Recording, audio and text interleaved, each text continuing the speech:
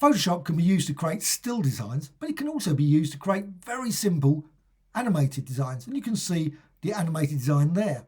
And this can be saved to a MP4, etc. file.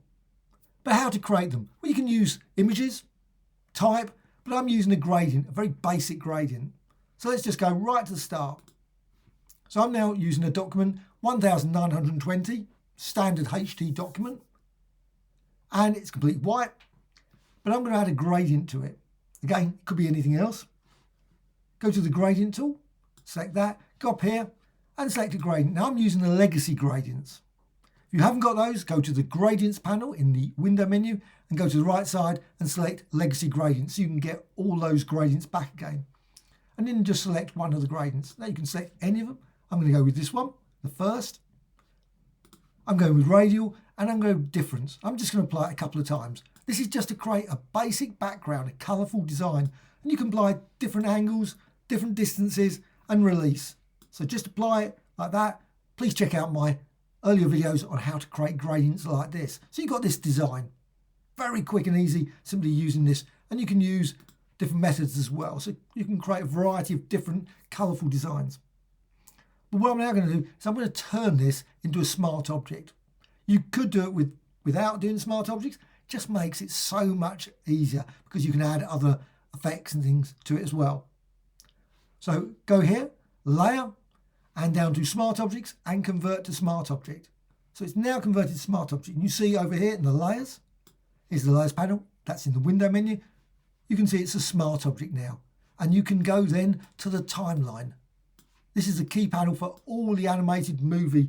Now, when I create these, sometimes what I do, I end up creating the file and then exporting it and then importing it again and then adding additional ones, adding and adding and adding, applying. So obviously you can make it as complex or as basic as you want. But this is this approach just to start it right at the beginning. So click here, create video timeline. You've got an option also for frame. I prefer the video timeline. Now, if you've got Photoshop and it doesn't have that, you should have it now. But for a while, unfortunately, on the M1 chips, they didn't have it, which was slightly frustrating. But now it's back. So with that, you can go through this and you can see as you move that, nothing's changing because, of course, it's haven't added anything to it. But you can expand this. You can go timeline, go to the layer, and you can do this. You can build up, obviously, not just one layer. You can have 30 layers. So you can make very complex design, have the same design over on top of each other, maybe at different angles, etc. So you can create a lot just from a very basic design. But I don't want to make it overly complicated at this point. To animate it, just go here to style. So just click here, your little timer, I don't know what it's called, a little clock or something. And you just click and you can see then it's activated. And that creates a keyframe. That's the first one there. You can see where this video playhead is. And it's got a little time there. And now what you can do is you can go to style and you can just tweak it. So let's just go to layer and layer style. And you could of course do it from the layers panel as well. But you can go down here and gradient overlay. You could use any of the others as well. I just happen to like gradient overlay. So gradient overlay, and you can see straight away it's changed just slightly. So now you've got here, and of course now with the latest versions of Photoshop, you've got multiple options for gradient overlays, 2, 3, 4. So you can build up some very complex design just from gradients. So you've got here difference. Go with difference. Difference is very handy, but you could use darken, lighten, etc. And you can also change opacity. You can change gradient. Obviously a vast selection of gradients you've got with legacy, as well as any you've created yourself or modified.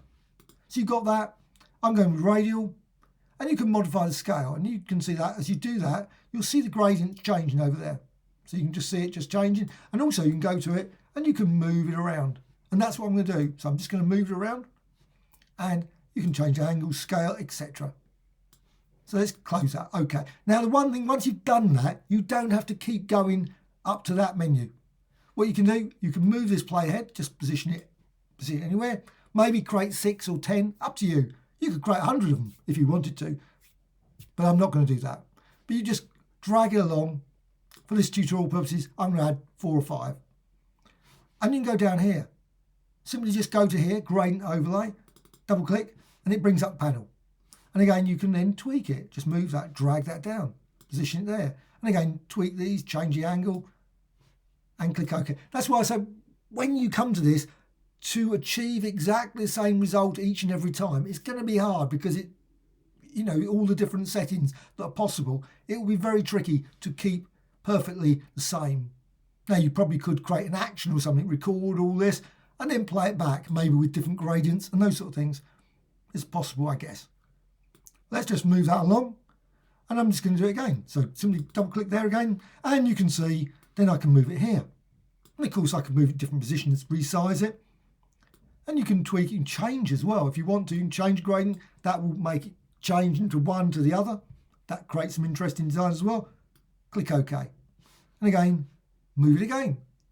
And you can see this thing, you could say create 5, 10 more of these. Again, there. And I'm just going to reposition it over here. And this thing, it's an experimental. In many ways, I do not know what's going to be achieved once I've applied it multiple times. Just click OK.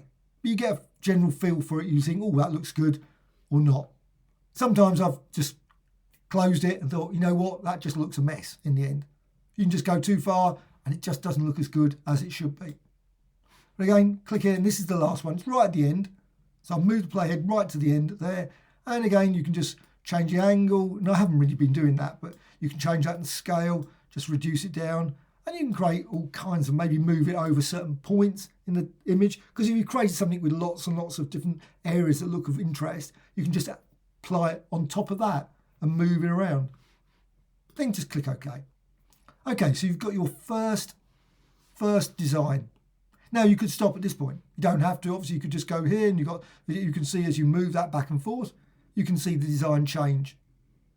It's quite rapid at this point. Now, the more you add, of course, the slower it will get. It will suddenly have to process it, work at it. And of course, when I'm recording the tutorial, it makes it even slower, of course.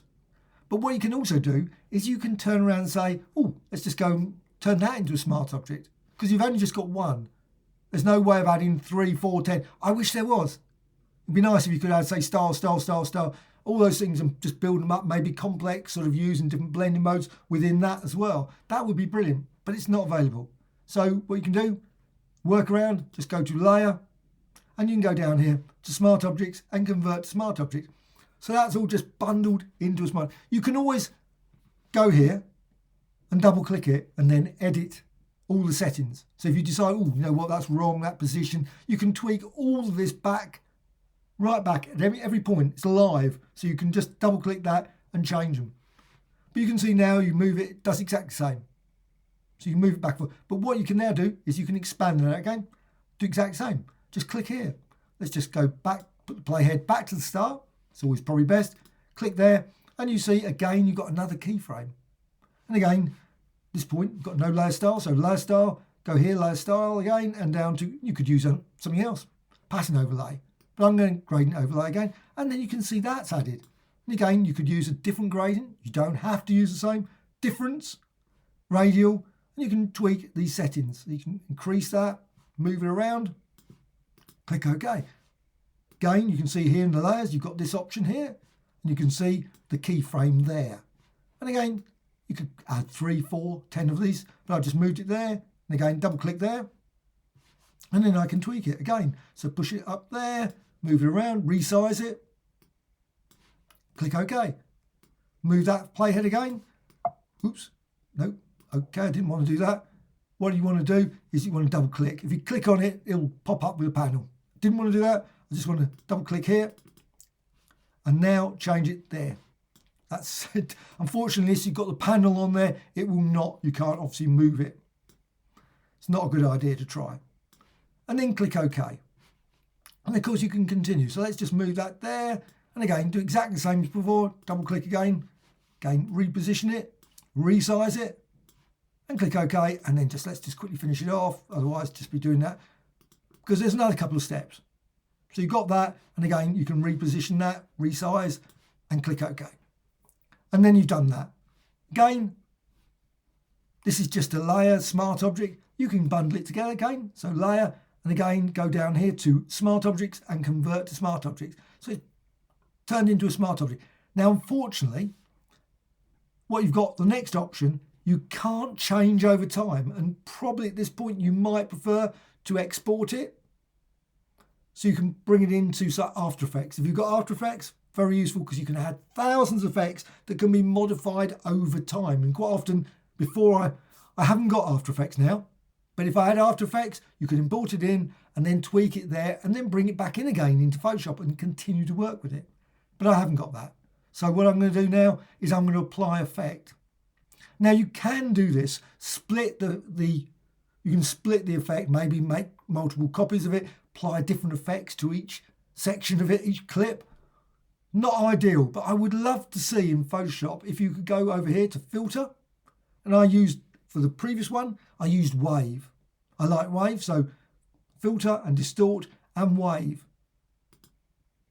Now, like I said, there's no timeline. I'm going with 1. I prefer 1. It always annoys me that the default's always 5. I think it should be 1 because it's a much nicer effect. And also you can change the wavelength. You can also tweak it. You can randomize it if you want. I've got it fairly low there to the max there. Also the amplitude up to the max, scale to the max. And also I'm using sine and wraparound. You can use any of the other options. You don't have to use those. You could use triangle, square. That creates some interesting designs, square designs as well as triangular. And you can try them out. Just click. You can see the design there. Or triangular. Or sine. I prefer sine.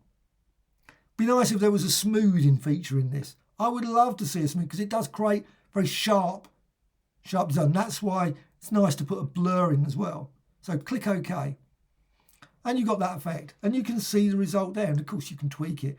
But if you split it, you can split that line, create maybe multiple layers with that effect and then build up more complex design, maybe use different waves if you want to create different wave effects. Like I say, unfortunately, it can't be changed over time.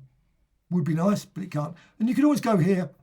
Again, you've got smart filters. You can always double click it and bring that up if you see, oh, you know what, that's slightly wrong. Just tweak it just slightly and then click OK. And again, it's just modified there, but it's not over time. So it doesn't go as you move this, it will not change, but you can see the effect there as you move that video playhead. And as mentioned, because you've got this sharp line, I don't like sharp line. So what you can do, go to filter and you can use this one, blur, Gaussian blur is always good. But you could use motion blur, say. I didn't in the previous one. Previous one, I used Gaussian blur, I think. I think that was the one I used, but motion blur. So motion blur, that setting is too high.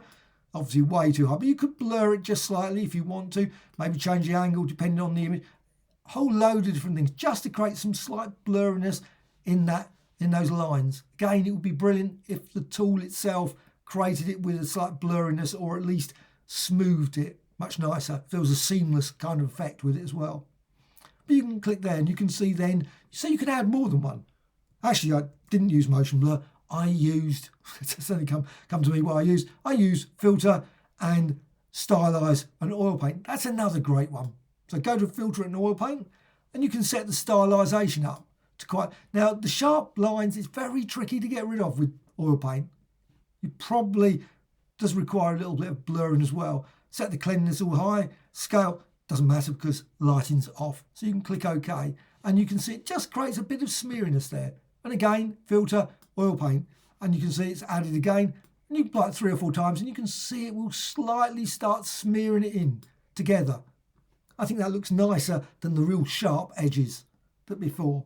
So you've got this now. And what you can do, you can see now as you do this, and like I say, it's going to be slightly slower, oil paint or motion blur or Gaussian blur, whatever you use, and as well as the wave, will add a lot of additional thing. Now this one is only not many frames. I mean, we're not talking a huge amount. You could of course create a 20-minute video applying exactly the same thing with different settings, build up complex loads of clips all the way along. You could of course duplicate this to build up again more and more and more, and then maybe apply different effects, blend them all in, bring them back in again and modify them again with additional gradients. So you can do more and more with this. And once you've done everything, of course, once you've created all this, you can always go to File and you can go to Export. And you can go down here, Render Video.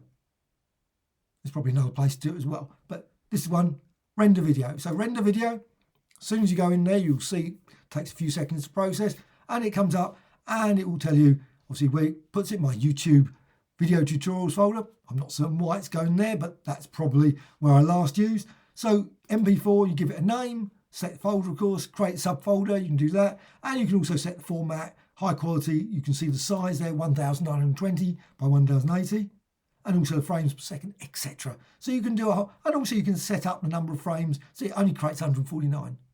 And then of course, once you want to go, click render. Now I'm not going to do that, but you could just click render and then it will process that design, which then of course I say is an MP4 file, and you can then open it up again. You go to file and open, just open it up, get the same thing, and you can just build up maybe multiple layers on top of each other, blending them, combine them, because they're just layers.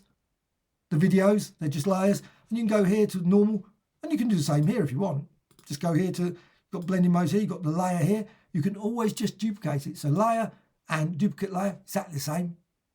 So layer and duplicate, and click OK. You've got that. They're same at the moment, but of course you can go and add some additional. Go to layer and smart objects, add some effects, convert to smart object. Just convert it to a smart object, and then again do exactly the same as before. Style, change the style for that layer, and then just simply go over here to the blending modes between the two, and just go for darken, multiply, overlay, difference, etc. So you can blend between 2 or 3 or 4 additional layers, and then you can create even more complex designs, which can then be exported to another application such as After Effects, etc., and probably many others as well. I haven't tried it, but I imagine Motion or something like that you could probably bring it into and use. I don't know. So hope you found this tutorial of interest. Any questions, please let me know in the comments below. Always great to hear from you. Thank you much.